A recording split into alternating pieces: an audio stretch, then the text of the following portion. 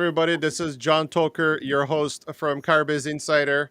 We're having our 10th episode today, President's Edition. I have a very special guest here with me today, Jean Marc from Honda Canada. Hi, Jean Marc. How are you? I'm well. How are you, John? Good. Thank you very much. Good. Joining on your very busy schedule here. I'm honored to have you on the show. Uh, I know we had some little bit delay in the starting because of the security stuff. So why No don't I? problem. Why don't you talk about yourself and introduce yourself to our viewers and listeners? Yeah, thanks, John.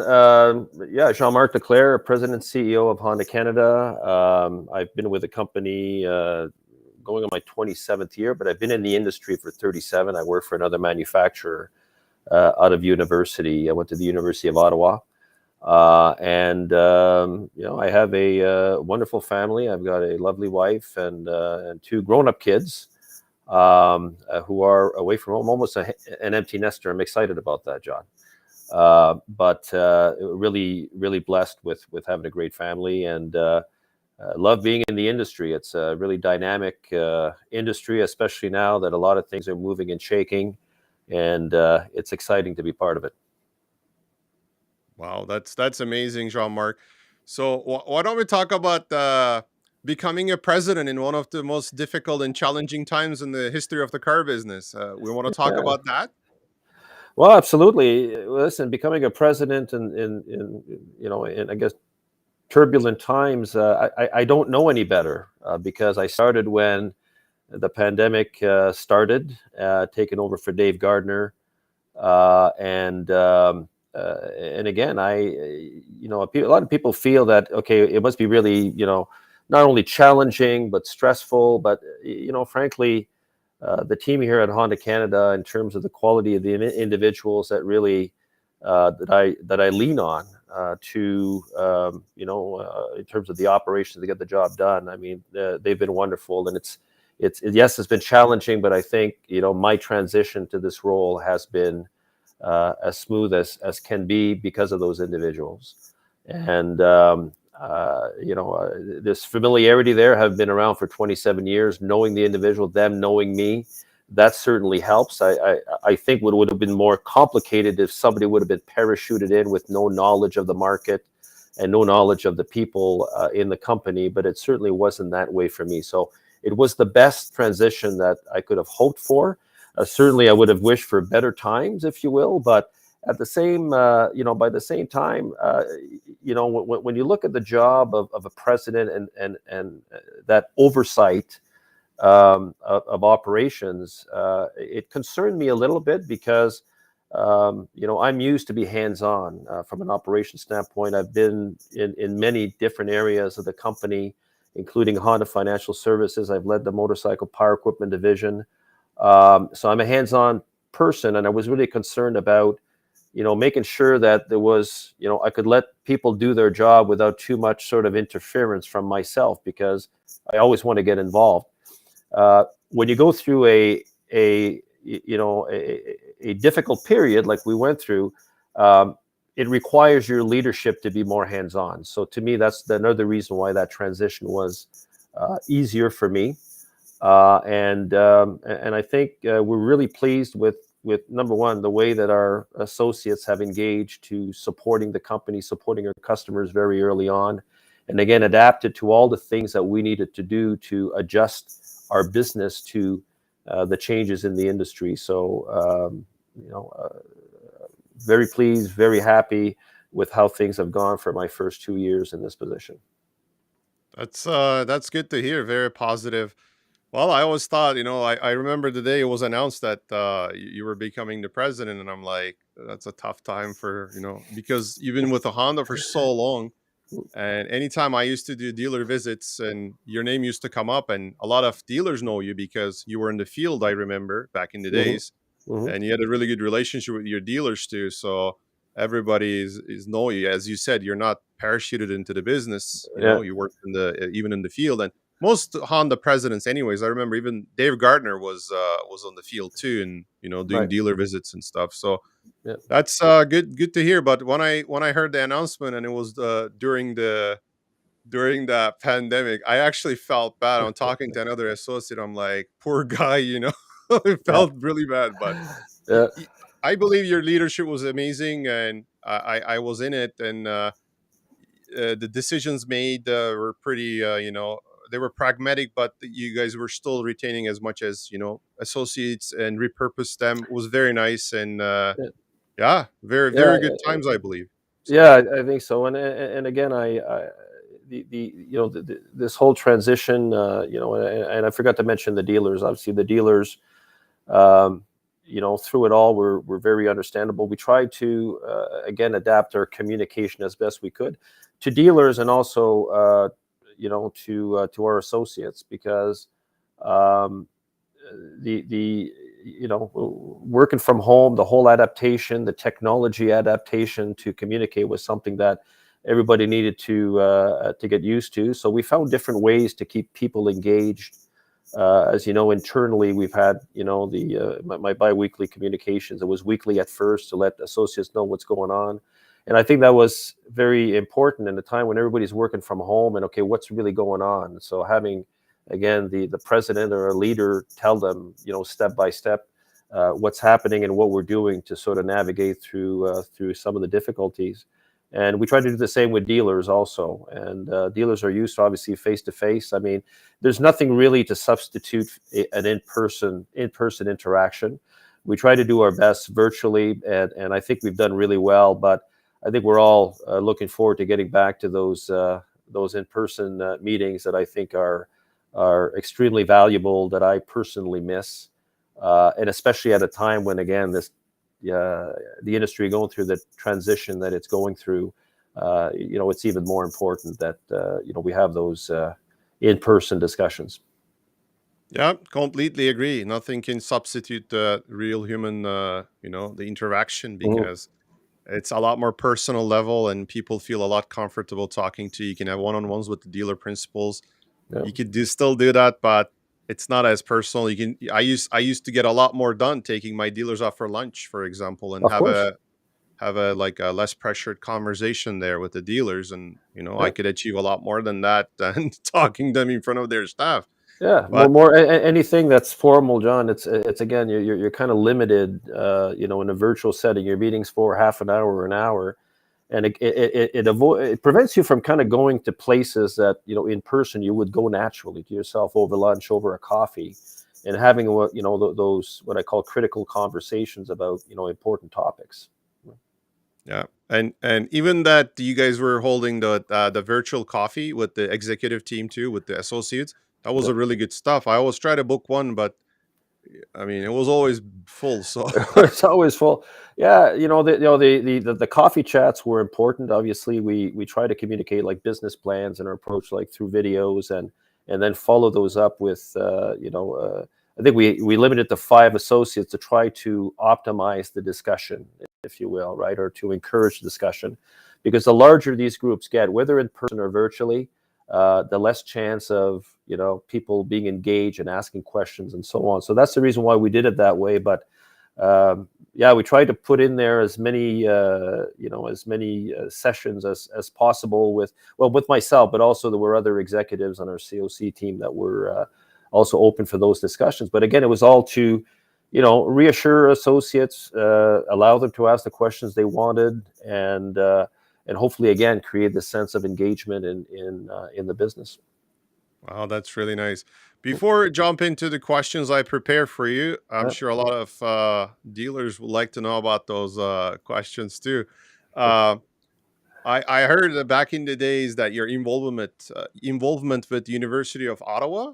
yeah. And would you like to talk about that a little bit? Like what kind of capacity? What did you do for them? And you're from Ottawa, right, Yeah, originally? yeah. I'm an Ottawa boy. I'm born and raised. I went to school there. I went to University of Ottawa, and yeah, it was really my alma mater, and they found me after many many years. The business school is now Telfair Business School in Ottawa, and I think they reached out to me and looking for obviously support as universities do from business, and that kind of led to, okay, how can I support my alma mater? I mean, I'm all about giving back to giving back to the community, giving back to academia the best I can with my experience. So, at first it was about mentoring graduate students, and sort of working with them. It was supposed to be self-directed, if you will, from the students to me, and I found myself to be doing more of the reaching out to them to support them, but it really worked out. So I did that for 3 years, I think four. So that was sort of the beginning of that relationship, and I got to speak to a couple of the marketing classes about, again, my experience about Honda, and that led to also hosting students that came to the GTA to talk to businesses looking for employment, looking for maybe ideas on where to take their career. So we hosted them at Honda and talked about Honda. And it's interesting, people in university and their views and Honda, it's selling cars, but it's obviously much more than that. It's manufacturing, it's engineering, it's business, it's digital. All the things, or all the categories that you cover in universities, there's a place at Honda that needs you. So really it was to bring that to to their attention through, again, these hosting them at the campus. So that was really the extent of the relationship, and again, always glad to give back to again, students that are looking for guidance, if you will, right? Because I remember being in their shoes when I graduated, and frankly, I wasn't sure what I wanted to do. I had a business degree in finance and marketing, and kind of opening their eyes to the possibilities, I think, is very important. So that's kind of my way of, again, giving back, understanding where I was at that time, and some of the questions I had. Anyway, happy to do that, and happy that relationship, hopefully that will continue in the future. That's very nice of you, Jean Marc. Also, last week I saw, and I was very sick last week. But anyways, I seen the news uh, with the factory, the investment, and your speech. You started in French, then switched back to English, and I was like, wow, that's really cool. Till Yeah. you're the prime minister. That was pretty cool. So Yeah, I think the prime minister didn't expect when I started to talk in French, although my name is very French, obviously. But yeah, just I haven't lost the ability to communicate. I don't always have the opportunity to practice it, but certainly, I work very hard at maintaining, again, good delivery of the language when the opportunity comes up. that's great. So that relates to my question, Hmm. actually. The first question I prepare for you is the CRV hybrid. Hmm. And this has been a question going on for a while. The Americans get the CRV hybrid before us in the current body style, and in the meetings, it's been announced that the new body style will have the CRV hybrid. Hmm. So when will it be introduced, and where will it be made? Would you be able to share some details about the CRV hybrid? Yeah, absolutely. Well, as I said, in my remarks at the press conference, it's the Alliston, Honda Canada Manufacturing is the lead plant for CRV in North America. Obviously, it's going to be built in other places, but the designation of being a lead plant is really an honor, and really speaks to the quality of the associates that work there, to be given that privilege to work on such an important model for us. It is our best-selling model. It outpaced the Civic, that once was, again, our top seller. So a very important model. But yes, we're again, things are very fluid, as you can imagine, John, with everything going on, supply chain and interruptions that keep persisting. But the plan right now is to build, I would say, late summer, to be available sometime in the fall. And so that's kind of the schedule it's on right now. Again, barring any other, curveballs thrown at us, because there have been many over over I would say, the last 6 months, in particular, in terms of the intensity of those changes. But that's when we're going to see the CRV hybrid. It's a new body style, obviously a new generation of CRV. Um, I think it's going to do extremely well. It's really at the heart of where the market is right now. And again, built in Canada for Canadians is something that we're really excited about, and our dealers are very excited about, because Obviously, the concern was when we didn't bring the previous generation, we decided to wait for a number of factors for the new generation. Concerned dealers as demand for hybrids started to increase, especially in the last few years. And so we're happy to bring it to market, and we're really excited to see what it's going to do for us and for our dealers. Yeah, it's gonna be an interesting because it's gonna be the new body style and the hybrid and it's made Mhm. in Canada by Canadians for Yeah, Canadians, so which yeah. is pretty good stuff. Mhm. And hopefully you guys will be on like won't get any kind of stuff that not in your control, and you'll be Yeah, able to have those cars in the showrooms hopefully in the fall and yeah. We're all sure. hoping, John, and we're again. Hopefully, everybody will cheer for things to stabilize a little bit to make sure that we stay on schedule. Yeah, yeah, that will be an amazing because I was talking to another dealership too, and like, we were talking about it. They asked my opinion on it. I'm like, if everything will work, I'm sure they will do their best to deliver that car in Oh, your showroom. absolutely. Absolutely. So Listen, I think dealers are eager, obviously, with the supply constraints out there. I mean, obviously, they're eager to get more product, but trust me, we're eager to get more product and get product out to the network so they can sell to customers also. yeah, Because it's certainly not from lack of effort trying to optimize what comes out of our factories, given all the restrictions or limitations that are out there. I even heard the rumor that you guys are flying the chips in to be able to produce those cars and paying like Yeah, lots of transportation costs. yeah. I mean, obviously the logistics systems with every industry and every company, everything is trying to either catch up, and it's really plugged the ports, right? So a lot of things that you would have been expecting to arrive from Southeast Asia, for example, through the ports, well, there's just more delays there because everybody's trying to do the same thing. So the solution to that is to, again, pay the extra cost to fly them in to keep uh, your plants producing at maximum capacity. So it is Yeah. costly, but it is, the alternative is not good, which is to wait longer and to shave more production. So we've been doing that, and again, when we talk about inflationary costs, out there, obviously, the logistics cost, no matter what the industry is contributing to prices increasing, and so hopefully that's going to stabilize. Certainly not in the short term, but I'm hoping that will happen. Sometime in 2023. It looks like at this time. Wow. Well, I mean, I know you guys try and do your best, but flying parts in must be very expensive to do that. So, Yeah, yeah, wow. it is. It is, and even we're not the only ones thinking about flying parts to factories. So again, now it's becoming a little bit of a Norm.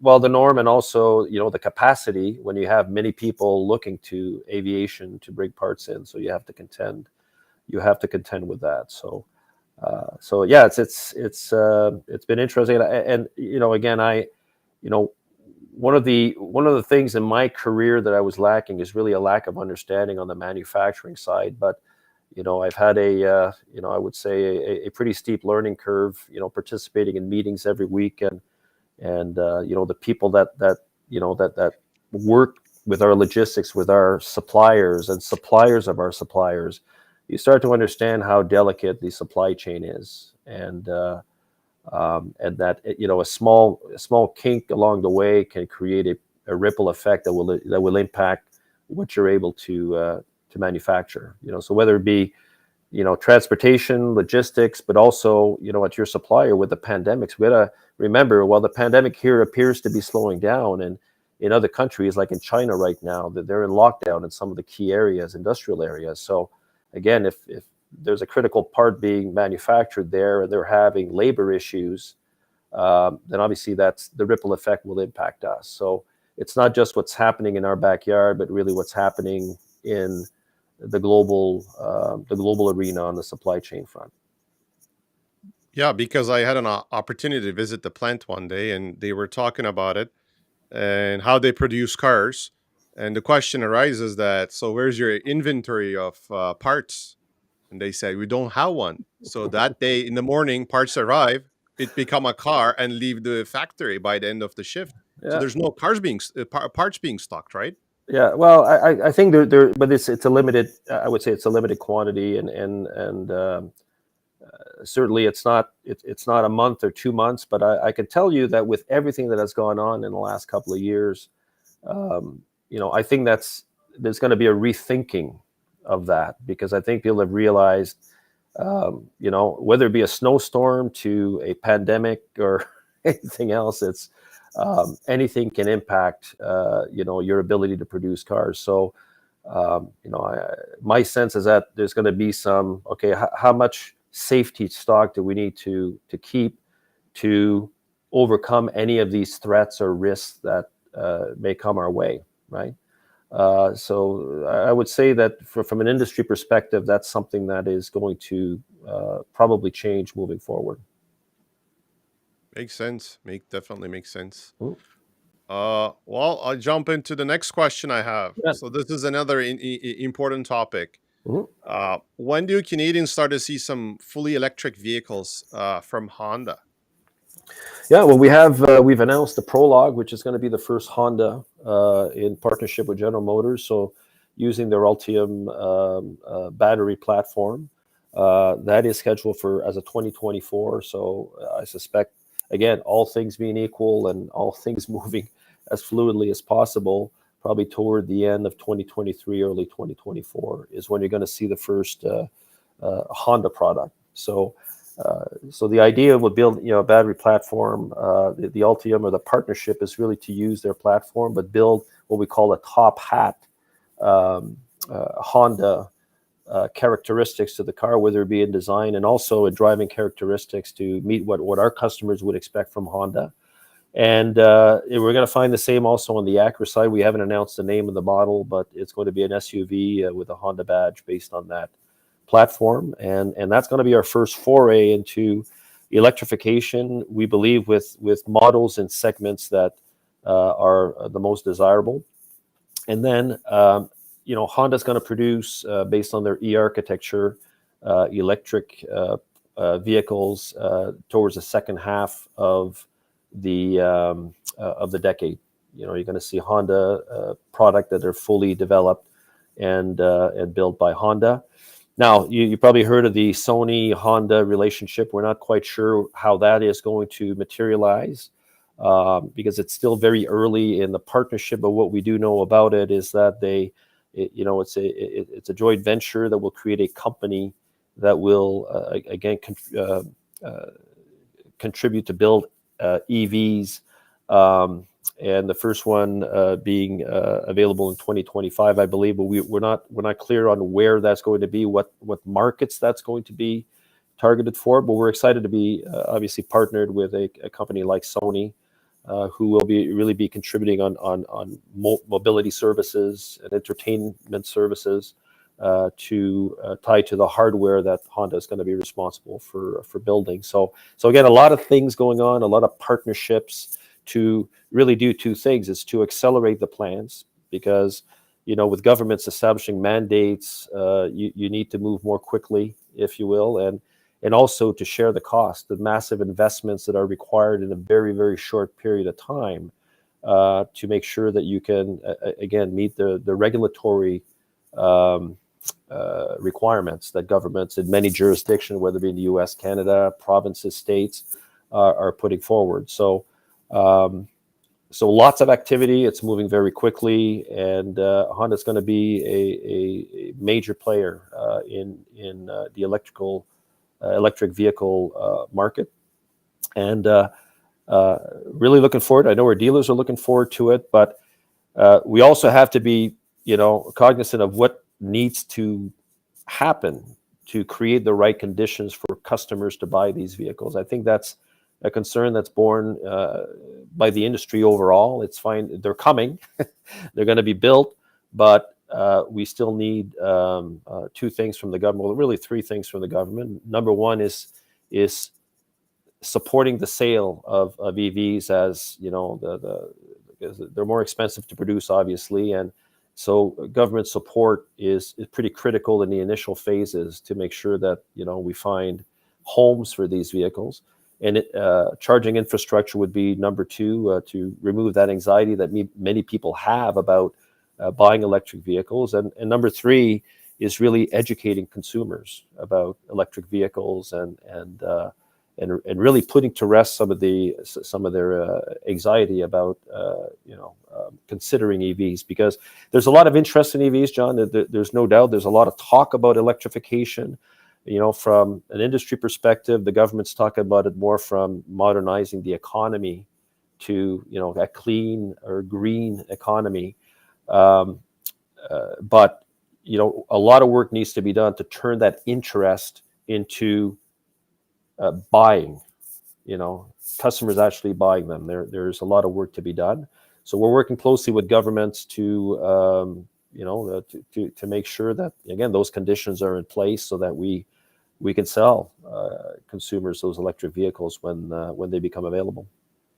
Yeah, and I completely agree with you that there's some sort of support mechanism should be provided, and because these cars are going to be more expensive, you can't just make an entry level car for $25,000 MSRP. That's not going to happen.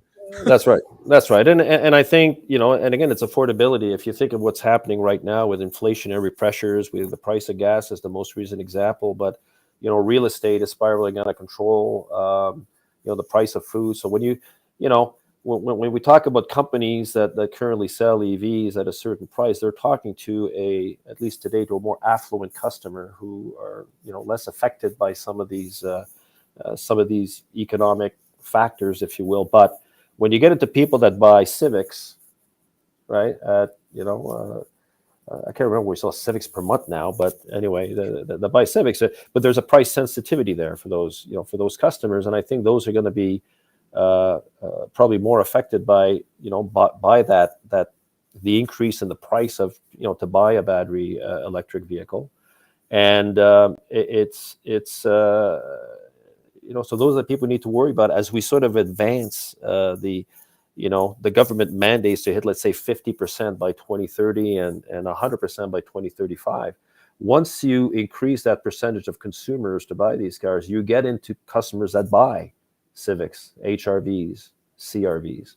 So that is something that we're trying to convey to governments. It's really the practicality of that transition and what needs to be done to make sure that we get to the place that we all believe we need to get to, because climate change is real. And I think what we're talking about right now is really the speed of that transition and some of the targets that are, they're going to be challenging to hit if those conditions are not in place.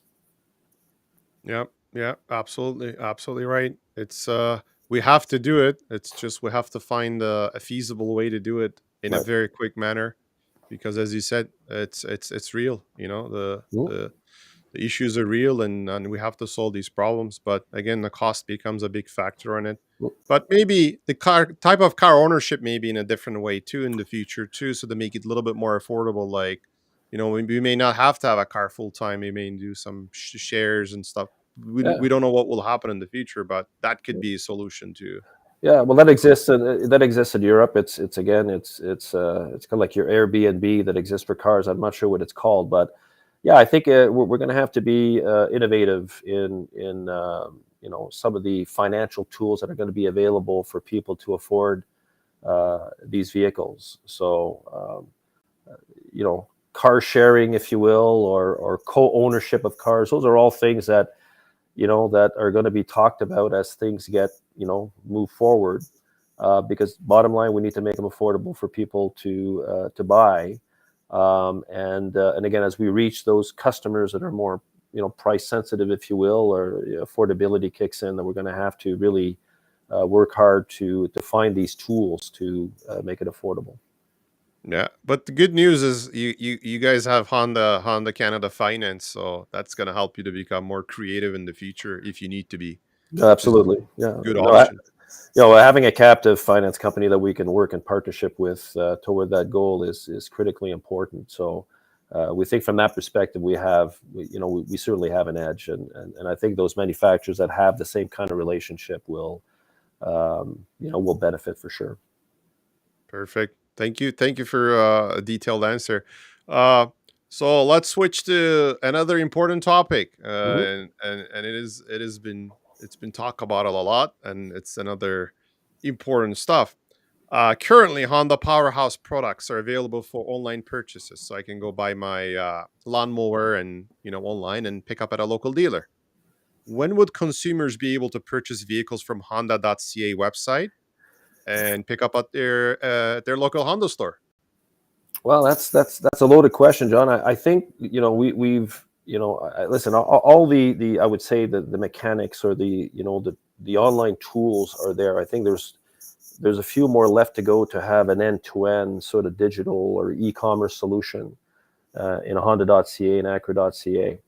Um, our objective is not to sell cars online. Our objective is to make sure we provide consumers the tools they need to sort of advance their shopping as far as they want to go. But we still think the personal interaction with the dealers is pretty critical. You need to build that relationship. I think this whole notion of the world is going to be so impersonal that we're going to do anything online, especially with a large purchase like auto. I think is maybe overstated, if you will. I still think people will look for those interactions and being able to pick up the phone and talk to somebody that they know that helped them purchase the car. So the idea for us is really and we know, by the way, these customers, there are customers that wouldn't have a problem to do it that way. But it's going to be a very, very slow process. And the idea for us is just to give that ability for consumers, whatever they're comfortable with, to do as much of their shopping and their interaction online, and then move that to a dealership for that personal touch. So that's what the plan is for us. And dealers will continue to play an important role in the process, because I know that there's a lot of conversation in the industry about that. But that's Honda's point of view, and we said that to our dealers on countless occasions to put their minds at ease that they will be part of the solution. And we believe even with competitors, the emerging competitors coming to market that will be doing business a little differently, that will be a competitive edge for us to rely on an established dealer network and those personal relationships in the car buying process. Yeah, I think having an established dealer network is a big competitive advantage compared to just have that agency type of model that Hmm. you buy the cars and delivery centers, no personal touch. Hmm. I still believe the dealer component is very important, and Yeah. you're absolutely right. It's a competitive advantage, and Honda dealer network is pretty established, like 282 stores Yeah. across the country, and 50 or 60 Acura stores. I don't know the exact Yeah, so number. it's 282 total. I think it's 50, 230 Honda, but 50 Acura. So yeah, So, it's so roughly that's in a that pretty in that good range. number, right? Yeah, it's a pretty good number, and again, we got very good coverage, obviously, coast to coast. So again, we believe that's going to be a challenge for those emerging competitors that will be selling electric vehicles. Obviously, as they grow, and we know it's starting to be the case with Tesla. There's more bricks and mortar that we see sort of built across because their business is growing, and I think it's going to be something that that is going to be an advantage for Honda when we sell these vehicles. Yeah, because it's not just selling the car; it's servicing it, and the used car business too. What's going to happen to those trade-ins going to come in, right? If you don't have a Exactly. location to trade those cars in, what are you going to do? Exactly. So that's a part of the Exactly. service. Yeah, and giving value to the customer with their used cars, and giving them a certain, again, it's all part of the, the car buying experience, and really the affordability of it too, right? When you have those relationships, it helps to make that transition, as smooth as it can be. So yeah, we're excited about where we're going. We know the digital side of things will grow. We're ready for it, and we're working with our dealers. We call it innovation committee, that whose job it is to bring dealers together to talk to the people that design our systems and talk about where our business needs to go.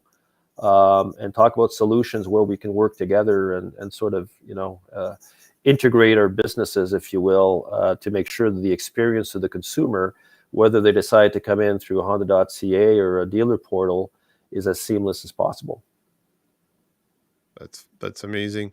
Well, I'll jump into my final question. I don't want to take a lot of your time. I know you have a huge company to run, so I'm sure you're busy. uh, well, when do you personally think the chip shortage will ease and Honda will continue to produce cars at the pre-pandemic level? Yeah, well, I kind of hinted, when I answered a previous question that, it's going to be sometime in 2023. There just seems to be, again, if we look at things like the pandemic, sort of in other parts of the world, it's still re-emerging, and again, all the issues that come from that are affecting what we do here in North America and Canada.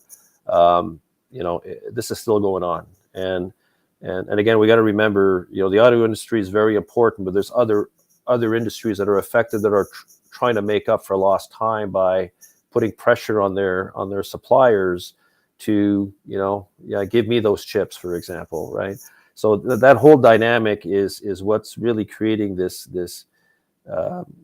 pushing the what I would call back to normal a little further down the pipeline than what was expected, frankly, because I think we were all hoping that 2022 things were going to stabilize and we're going to get back to normal.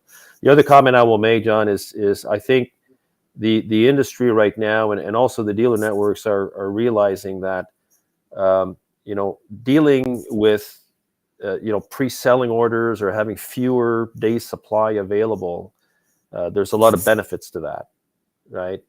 And there's a sense also in the industry, there's a lot of talk about, are we really going to go back to 60, 90 days supply? Certainly for us, certainly not with the day supply we have now. It's going to be a lot, but certainly not back to the 60, 90 days. That kind of forces you to spend a lot of incentives and put pressure on dealers to clear inventory so we can make room for more. I think there's lessons to be learned with the way things are run today. And the reason why I say that is that customer satisfaction, you would think with all the people waiting for their vehicles, it's actually customer satisfaction on the sales side is actually better, which is surprising because you would think otherwise. People are not used to waiting for their cars, but I think there's a general understanding by the public of what's going on. So they're more understanding, and they kind of like the process of going to a dealership. I'm waiting for the car. I know what I'm going to get, versus being maybe pushed towards a vehicle that's in inventory and, this whole dynamic. So we need to reflect, as an industry, but certainly it's happening at Honda about what that future will look like post-pandemic, and what is that sweet spot in terms of day supply, meeting customer expectations and making sure that they leave happy, and how that's all going to work moving forward. That's you're absolutely right there. I mean, probably the car business may not go back to what it was before in terms of having that many Yeah, inventory. Not just Honda, but any brand. I don't think they would I do think that so. anymore. The key, John, And is are we going to be disciplined as an industry? Because we all talk a good game right now, and we all see the benefits. But again, is the lure of gaining more market share and the solution to that being push more product in the marketplace? That remains to be seen. yeah, and the other thing is there's a significant demand for like import products, and import products are very high demand, especially like Civic type of vehicles Mm-hmm. and CRV type of vehicles in across every brand. Yeah. And there's a multiple reasons behind it, because they use those cars sometimes for gig economy too, like delivery services, Uber. Mm-hmm. It's a necessity too. So I think as import car manufacturers like Honda should make more cars because it's good. Well, Make more cars, Jean Marc. if we have the opportunity to sell them, we will. But it's finding that sweet spot, and again meeting that demand. Nobody likes the fact that we're not able to meet demand. I mean, it's devastating when you think about it, and really outside of our nature. Uh, but listen, we'll get there. One day we just need to weather that storm, and in the meantime, we need to optimize, working with what we have, and optimize every transaction to the best we can. Perfect. I really appreciate for your time, Jean Marc. It's been absolute pleasure, and having these kind of conversations with people in charge, and this is really good. And the answers you got directly from the person, not the rumors. You actually hear the real deal. Yeah. And Yeah. before we end the show, anything you want to add? Anything you want to? Any message you want to deliver at all? No, I listen. I think I will say this, John, and for the benefit of those my compadres in the industry, I'm really pleased with.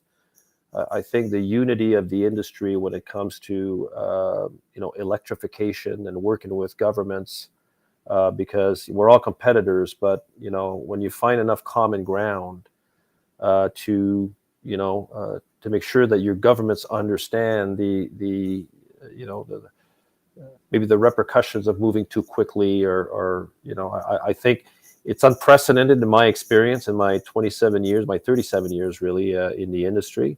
And I think it's really healthy to have this open lines of communication involving all aspects of or all players or stakeholders in the industry. So I just want to say thumbs up to my friends in the industry. I think we need to keep that going because I think it's going to benefit us all in the end. That's great. And if somebody wants to get a hold of you, best place that is on LinkedIn, you would say? Yeah, LinkedIn. But I get so many on LinkedIn, John. It's like I just don't want to forget anybody, but I get a tremendous amount of questions and yeah. But I would say LinkedIn is a pretty good place to go to if you want to get a hold of me if you have a question, and I'll do my best to reply. That's perfect. Well, again, thank you for your time. I like to thank the listeners and the viewers. Again, this if you missed to watch the whole show today, this will be recorded. I mean, it is recorded, and you will be able to watch it or listen it on your favorite place. And again, thank you, Jean Marc, and I thank everybody.